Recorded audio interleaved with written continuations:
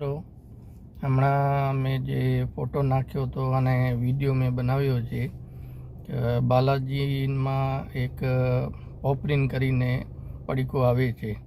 એ પડીકામાં જે ગરોળી નીકળી છે એ મારો પોતાનો જ વિડીયો બનેલો છે અને જે ફોટા વાયરલ થયા છે મેં પોતે જ કર્યા છે. અને જે ગરોળી નીકળી છે એ પડીકો મેં મુન્દ્રામાં ગીતા હોસ્પિટલના બાજુમાં એક નાનકડો દુકાન છે.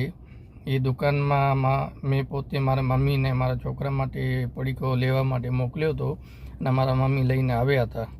અને જ્યારે અમે એ પડીકો ખોલ્યો તો એમાં પોપરીનમાં ચોટેલી ગરોળી, મોટી ગરોળી, નાની પણ નહોતી, મોટી ગરોળી એવી નીકળી છે.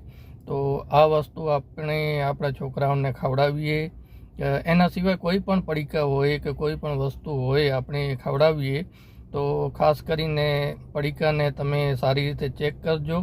અને આમાં કાંઈ પણ વસ્તુ હોઈ શકે છે. અને આ ખરેખર કંપનીની બેદરકારી કહેવાય, બાલાજીવાળાની બેદરકારી કહેવાય.